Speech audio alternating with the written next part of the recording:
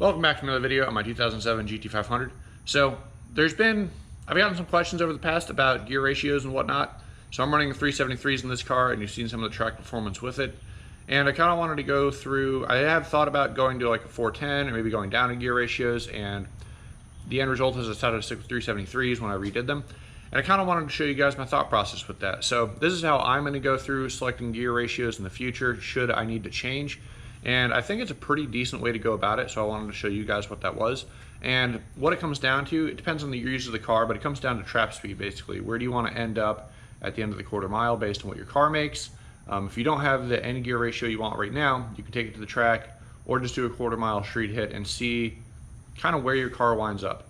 So based on that, I kind of wanted to show you guys using just a quick little gear ratio calculator that you can use yourselves, and kind of mess around with a couple different things and see what you guys think. So, all right, so this is my car right here, and right now it has 373 rear gears, 28-inch tall rear tire, and there's a couple of things to take into consideration before we go inside on the little calculator and show you kind of what I want to go over.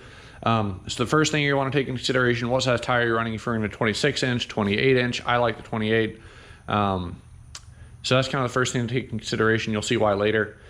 Next, obviously stock, they come with 331 gears, so take that in consideration about how it drives now versus how you want it to drive later. If you're more of a street car with cruiser, maybe you don't want to go super high in the gear ratio range.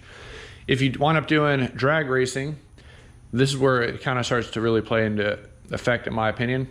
You pretty much have two options. You have 410s, 373s, and I base that off of power. So where gear helps you out, if you have a 410, the more advantage you can give to the rear tire to really help transfer as much of that power to it as possible, the better. So the higher gear ratio right off the rip is usually better. You want to get the car, this is a 4,000 pound vehicle, you need to get it moving quick. Once the 60 foot's gone and you start rolling through gears, that's when you're starting to make all your power and speed. So the lower gear ratio really helps you get off. 410s, I've seen people a lot of success with them. Personally, I like 373s, and I'll tell you why. So a couple things to take into consideration: what's your horsepower level at, transmission gear ratio, and your rear end gear ratio, and all that comes together to be your final drive. And the reason the horsepower matters is because that's ultimately going to determine what your car can trap in the quarter mile. So I'm at roughly 700 horsepower. I haven't been on the dyno in a while, but I'm pretty sure that's where I'm at still. And the highest trap speed I have seen with the car is 132. With my modifications, talking to the tuner, I should be in the, as he says, probably mid 130s right now, so 135. So that's kind of what I'm going to use when I go to this gear calculator, or what I should be at. If you're close to the stock level, you're probably going to be in the low 120s, maybe high 110s. If you're beyond my power level, you're probably going to be faster. So that is ultimately, once again, going to determine where we want it. And the reason that is because we want to trap or cross the traps. If you're doing 1/8 mile at the top of 3rd, and if you want to do quarter mile at the top of 4th, you want to avoid shifting into 5th because that's really an overdrive gear and it's going to drop your power down, in my opinion, too much to make it really worthwhile. If you get an aftermarket trans, all that stuff goes out the window. So without further ado, let's go ahead and go inside and take a look at the gear ratio calculator and kind of show you what I'm talking about. All right, so now my computer, first thing we're going to go ahead and do is just Google 2007 GT500 or whatever year vehicle you have. Look up the transmission gear ratios. So Car and Driver, back when this car first came out, had this sweet little thing. So as we have right here, first gear we got a 297. Second gear we have a 178. Third gear 130. Fourth gear is 1-to-1 ratio. So that means for each RPM, one rotation of the transmission. Pretty sure it's 1-to-1. Fifth gear 80. Sixth gear 63. So basically, this is how much advantage your car is having. So for each engine RPM, you're spinning the car faster. That's why it feels like there's going to be so much more pull. Looking at the draggy and stuff, you can tell as well, you get a lot more pull in earlier gears. Obviously, it's the way it is. So later, the GT500s, they changed I know the 1314s, I don't know about earlier, they changed the gear ratio from 297 to 266, so you can ring out first gear a little bit longer. Not the case in my car, so first gear is very short. So what that translates to, let's go ahead and hop over to our gear calculator right here. So Spicer parts, this is the calculator I'm using. There's a bunch of them. You can get however crazy you want to get. So we're going to input our things right here. And then engine RPM that we want to be shifting at is 6,500 RPM. Again, if you're stock, you may not be able to shift this high. I think stock limiter is at 6250, something to keep in mind. Transmission gear ratio, 2.97, and let's see what we get. So that is the mile per hour we're going to be at when we get to change, when we have to shift. So you can see that 48 mile per hour really is not that quick. If we go change this to 266, we're up to 10 more mile an hour, 55. So almost 0 to 60 in first gear. So just something to keep in mind with these transmissions. So that's where we're at. That pretty much answers where we're at in terms of first gear, but that doesn't answer what you want your final gear ratio to be. So what matters to me, we want to look at fourth gear. So 1. So that means we can trap up to 145 miles an hour at 6,500 RPM in fourth if we wanted to go ahead and keep the 373s, which in my case I do. So my reasoning for this is that means we're going to be, where are we at? 63, 6,000. So my ideal engine combo and what I'm doing right now, I should be trapping in the mid 130s. So we're going to be trapping at like, we'll be crossing the traps at 135-ish, 36, 6,100 RPM. I'm happy with that. I don't like pushing my car like crazy, and I have a little bit of room to grow here. Say we go 85, hop in with more power, and we do start trapping in close to the 140s, we have room to grow with 373. Now here's where things change. What happens if you're trapping a lower RPM or a lower mile per hour? Say you're trapping in the 120s.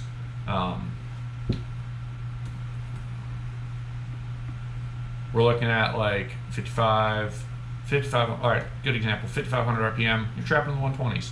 So that means you have room to grow. If you want to be able to get off the line faster, try swapping to a 410.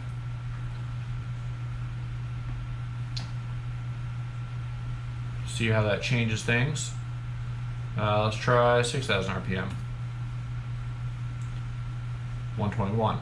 So 6,500 RPM. How fast can we get? 132. So ideally with my current combo, I could probably go to a 410, and if I was trapping 130s, this would be great. And the reason this helps is this is with your 60 foot. So the 60 foot, that's obviously where most of it comes into play. You're trying to get the most amount of power to your wheels to be able to get that car rolling off the line. So 410 seems pretty good for our transmission to be able to get at the end of the fourth gear. How about if you're doing 8th mile, what's at the top of third gear? So third, we have 130. Oops. So we're looking at trapping 100 mile an hour in the 8th.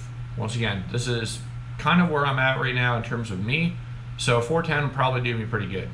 However, I know I have plans to grow, so we're going to be trapping faster than that, so I don't want to go up in gear ratio. But this is kind of something you guys can play around with if you want to adjust and see kind of where you want to be in terms of trap speed and where that translates to in gear ratio. Some people like to go all the way up to 456, and in my opinion, that's too much gear, because now you're looking at, if you're stock power, that might be okay, but there's a couple different things to take into consideration. First gear specifically,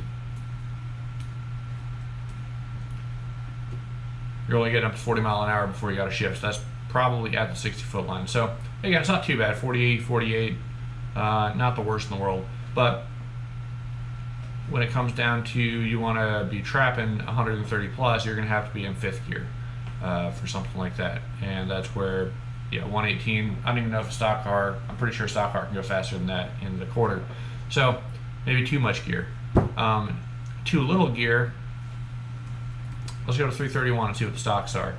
So at the top of 4th gear, going through the traps, you would need to be able to trap 163 miles an hour for the 331 to make sense. Now if you're cruising, totally different story. You want lower RPMs in 6th and 5th just to help with fuel economy. But if you're not trapping in the 160s, you probably should change from 331 or up your power level. It's also an option. Go build motor and go full send. So just a couple different things that I thought were kind of interesting, and a couple different examples of what too little and too much gear might do in the quarter mile. This pertains particularly to GT500s, but it could also pertain to other stuff. yeah. So something else interesting, let's go to 373 again, top of fourth gear, so we're looking at 145. Again, maybe a little bit too low of a gear for where I'm at, but what if we change to a 26-inch tall tire? All of a sudden we're right back where we want to be. So it's kind of interesting, there's different ways to change your tire and gear ratio to get your final drive to be a little bit different. So I thought that was interesting and I wanted to share with you guys. If there's anything else, do you have any questions down in the comments, please let me know. I'm not a drag racing expert by any means, nor do I do this for professional reasons. It's kind of a hobby, but I thought it'd be kind of interesting to share with you guys my thought process anyway on gear ratios and how it can help you out. So that's going to pretty much do it for this video for me. I want to just kind of go over that with you guys. Thought it might, put some food for thought in there in terms of gear ratio stuff and let you know my thoughts on it. So as for the car, any updates? Not too much changed right now.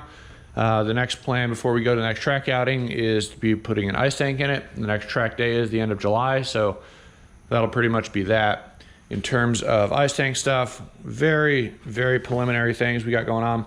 One of my hand fittings showed up, got some wires, got some wire shielding, and then we got some other stuff coming in the mail pretty soon here. So I went ahead and went with a 7.5 gallon ice tank, and then we got gonna have 3/4 inch lines through the whole system.